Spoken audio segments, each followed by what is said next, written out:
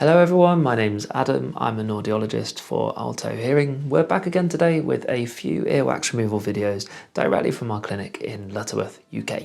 Before we get going, I would really appreciate it if you could take a moment, if you do enjoy this content, to give it a like and click subscribe. It makes a big difference for us and we really appreciate the support you're giving to the channel at the moment.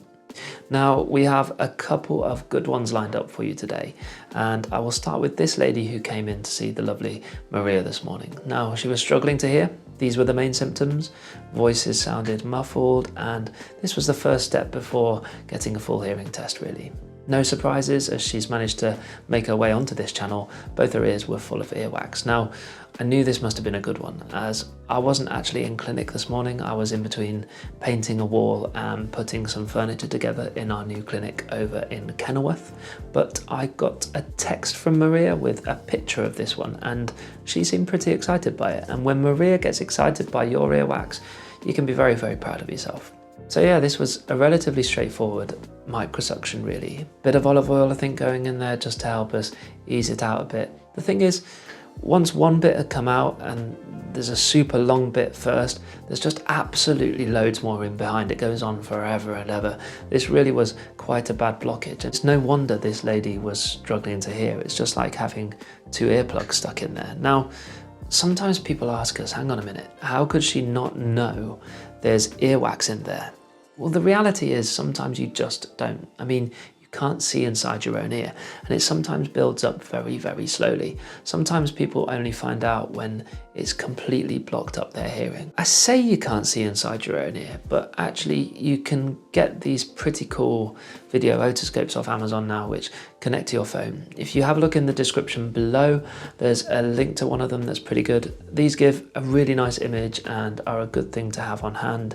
If you do want to look inside your own ear, just make sure you keep them clean and don't try to get wax out of your ear with them. You'll see in the video coming up shortly that your ear canal is a very, very delicate environment. So I wouldn't buy one of the ones with a little scoop on, as believe me, I've seen some complete horror shows from people having a go. I actually got one of those scoop ones sent to me a little while back, and I managed to hurt my own ear whilst trying it, as it was kind of like moving in a mirror view, so it didn't do what I expected.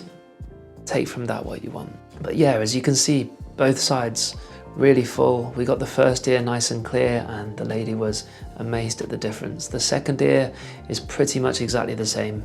Bit of olive oil needs to go in there. It might be sodium bicarbonate drops. I'm not actually too sure what's going in this one. The olive oil makes it easier for us to pull out a big plug of wax, as it sort of lubricates the sides nicely.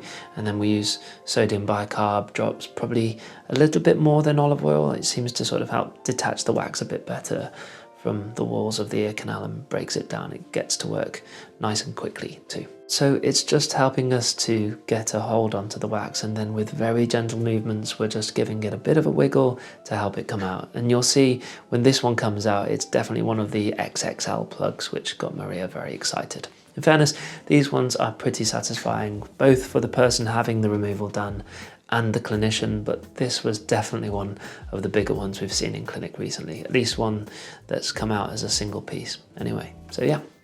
Once the wax has been taken out, Mariia does go back in just to tidy it up a little bit. It's something we'll do if it's nice and simple like this. We don't worry about it too much though. Little bits of wax like this are not an issue. We're not power washing your driveway when we do this. It's just a little bit left over and it's absolutely fine. The main thing is removing the blockage so the person can hear better. And we did just that. One very happy lady with nice clean ears. So next up we have this person who came in with a very strange looking ear canal. You'll see on first glance it's definitely a foreign body, but exactly what kind of foreign body it is can sometimes be a bit tricky to make out. We can see what this one is though, as you can see a bit of a lip on the material showing its sort of cylindrical shape. To us working in hearing care, anything like this is nearly always one of these, a dome from a hearing aid. Hearing aids often have little rubber domes to hold the hearing aid in the ear. This man probably has quite a severe hearing loss. As you can see, this dome is quite large and It also doesn't have any perforations in it. Sometimes with more mild hearing losses, you'll have an open fit dome, which has holes in the dome itself. But with more severe losses, you want to keep the sound in the ear and stop it leaking out. Otherwise, hearing aids can whistle. Now, funnily enough, this man had lost the dome from his hearing aid. Would you believe it? 4 days ago. Now, we don't know why it took him so long to come in. Maybe they didn't realise it was in the ear and thought perhaps it had dropped out somewhere. But at the point he came in to us, he was experiencing quite severe pain. Now, you have to be really, really careful with these ones. And sometimes audiologists will send you straight to A&E to remove it. But this man was in a lot of pain, and Mariia is very experienced with this sort of thing with her background in ENT. So we assessed it and decided to proceed. The reason you have to be very cautious with these is that the ear canal is a very, very delicate place. So there's the risk of bleeding, which is quite normal to see, but you don't want to damage the delicate structures of the ear canal itself. One of the big risks though, as well as that, is trauma caused from pressure buildup. So you need to make sure when pulling it out, you're not creating any suction that can damage the eardrum. It's not for the faint-hearted, this one. Now, whilst there's a bit of bleeding, Mariia very carefully manages to extract the dome. Now, once we've got the dome out, it is a bit messy in there. If it has been in there 3 or 4 days, then you can see it's caused a bit of havoc. So lots of blood, which we're not too concerned about unless it doesn't stop. The skin in your ear canal is very thin. And in actual fact, once we've got the dome out, the patient's pain ceased almost immediately, and he was absolutely delighted. You can see what looks like a little sebaceous cyst. Now, we don't know if that was there before or not, and we've got no way of finding out. It might not be a cyst, but it definitely could be, as they can sort of present themselves when the sebaceous glands get blocked up. They aren't too uncommon, but we'd have to get it confirmed by an ENT or a GP before declaring exactly what it's likely to be.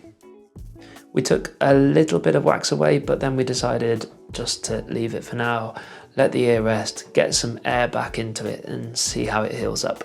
We'll send it over to the GP to have a look too, as there's a real risk of infection with this one. It could be that infection is already present. It certainly appears that that's a possibility. But as I say, another very relieved person, so that's good. Just a bit of a different one for us. So that's all from us today. Please hit that like button and subscribe to the channel. Keep watching. We'll be back very soon. Take care.